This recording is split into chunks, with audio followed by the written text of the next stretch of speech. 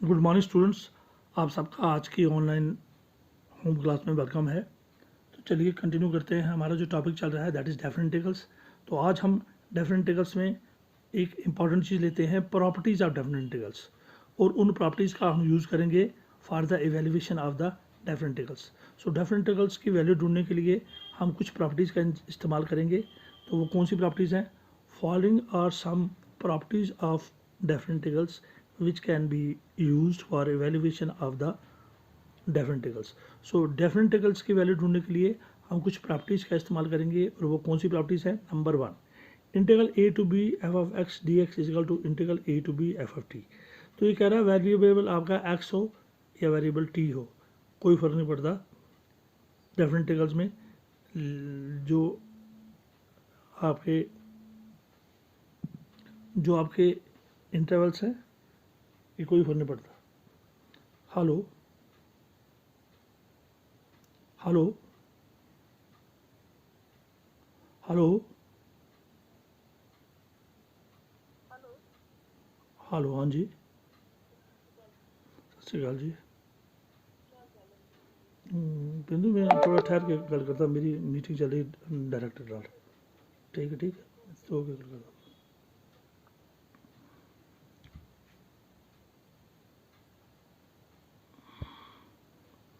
तो चलिए, तो मैं आपको बता रहा था कि जो इंपॉर्टेंट प्रॉपर्टीज़ हैं वो कौन सी हमारी, integral a to b f of x d x is equal to integral a to b f of T.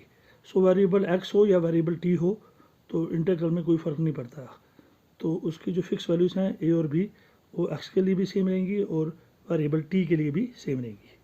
Second property है integral a to b f of x d x is equal to minus b to a. अगर हम इसके जो limits हैं इसको change करें, ए की जगह बी ले जाएं और बी की जगह ए ले जाएं, तो इसकी जो वैल्यू है वो नेगेटिव हो जाती है। So integral a to b f of x d x is equal to minus b to a f of x d x. तो जैसे ही आप इसके जो इंटीग्रल वैल्यूज़ हैं वो चेंज करोगे, तो इसके लिमिट्स चेंज करोगे आपस में, तो जो वैल्यू है इस इंटीग्रल की वो माइनस में आएगी, सेम होगी लेकिन नेगेटिव हो जाएगी। रिजल्ट जो होता है, अगर इसका आंसर 25 है तो इंटीग्रल्स चेंज करने से इसका आंसर जो है वो -25 हो जाएगा। So whenever we change integrals, interchange integrals, the value of the integral is negative, of the definite integral is negative. तीसरा, integral a to b f of x is equal to integral a to c. So a to b को हम एक integral a to b f of x, साथ में d x भी है इसके,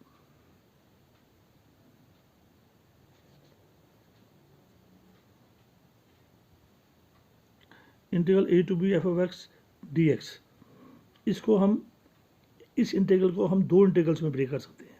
सो a to b को हम पहले चेंज करेंगे इसके intervals, a to c f of x d x plus c to b f of x d x.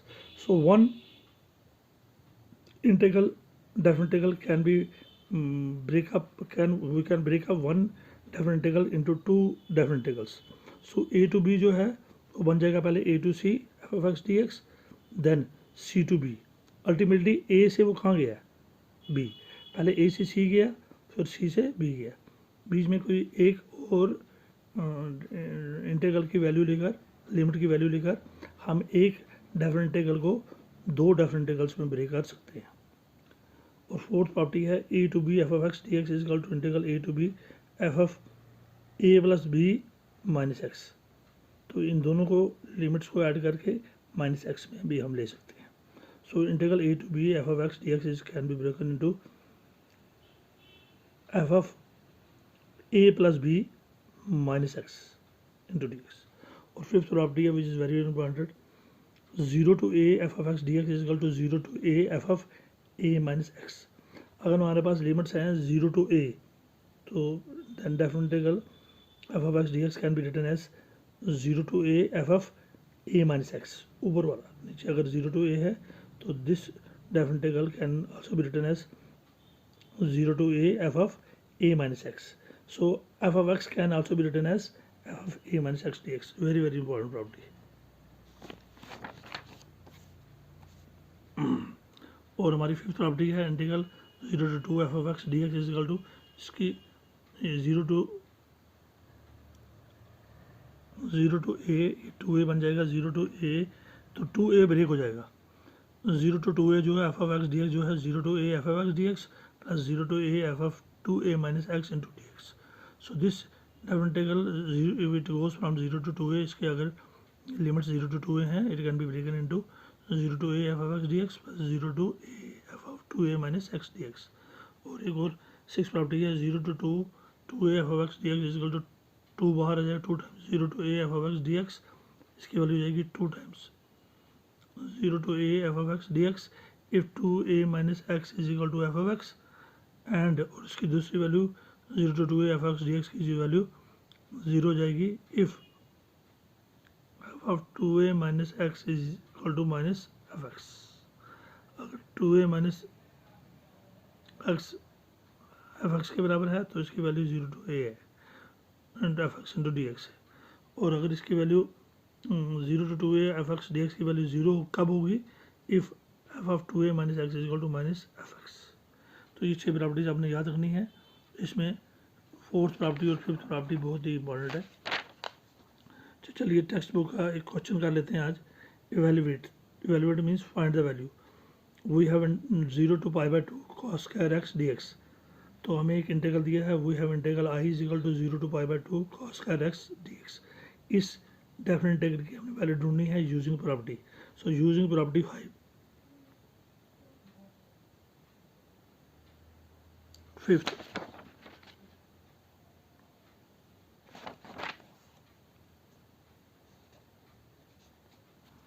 तो यूजिंग प्रॉपर्टी फिफ्थ प्रॉपर्टी क्या थी हमारी 0 to a f of x d x को हम लिख सकते हैं अगर नीचे 0 हो तो 0 to a f of a minus x F of a minus x. तो हेयर यहाँ पर 0 दोनों के सेम है और a की जगह क्या है पाई बाई 2, तो a की जगह क्या है pi by 2. So i is equal to 0 to pi by 2, a की जगह क्या है पाई बाई 2, एफ एक्स हमारा क्या है cos square x d x is equal to 0 to pi by 2 cos square. अब एफ ऑफ एक्स को हम लिख सकते हैं ए माइनस एक्स. तो यहाँ पर एक्स जो है एक्स के बदले हम लिख सकते हैं ए माइनस एक्स. ए क्या आपका जो ऊपर दिया है और ऊपर क्या दिया है pi by 2. So cos square x can be written as a minus x. तो ए क्या आपका यहाँ पर पाई बाई 2. तो यहाँ पर कॉस स्क्वायर एक्स को हम लिखेंगे कॉस स्क्वायर ए माइनस एक्स. ए आपका क्या है pi by 2 minus x into d x. तो x के बदले क्या लिख दिया हमने पाई बाई 2 माइनस एक्स, क्योंकि पाई बाई 2 फॉर्मूला क्या है x can be written as a minus x. तो यहाँ पर कॉस स्क्वायर x के बदले क्या लिख दिया हमने a माइनस एक्स, लेकिन a आपका क्या था पाई बाई 2, तो pi by 2 minus x which is equal to I is equal to integral 0 to pi by 2 cos of cos square pi by 2 minus x को लिखा पाई बाई 2 माइनस एक्स का whole square. Cos square को हम whole square भी लिख सकते हैं. और i is equal to 0 to pi by 2 cos 90 minus theta. अगर कॉस को 90 में लाएँ तो चेंज होती है, कॉस का बन जाता है साइन. ये आपको पता है 90 और 270 में चेंज होती है, 180 और 360 में कोई चेंज नहीं होती. कॉस का कॉस रहता है, tan का tan रहता है, साइन का साइन रहता है. लेकिन ये पाई बाई 2 90 है तो चेंज होगी, कॉस का बन जाएगा साइन. और 90 minus theta means first quadrant में सारे पॉजिटिव होते हैं. तो कॉस का पाई बाई 2 की वजह से बन गया साइन. क्या बन गया साइन. पाई बाई 2 की वजह से बन गया कॉस बन गया साइन और एंगल क्या रहा एक्स स्क्वायर डी एक्स. ये हमारी इक्वेशन नंबर 2. ये हमारी इक्वेशन नंबर जो स्टार्ट में थी जो क्वेश्चन था वो इक्वेशन नंबर 1 थी. और 1 और 2 को ऐड करेंगे हम. Adding first and second we get first का लेफ्ट साइड में क्या है आई और सेकंड के लेफ्ट साइड में क्या है आई. तो एडिंग करने से आई प्लस आई. अब राइट साइड क्या है फर्स्ट का राइट साइड है 0 to pi by 2 cos square x d x. 0 to pi by 2 cos square x d x.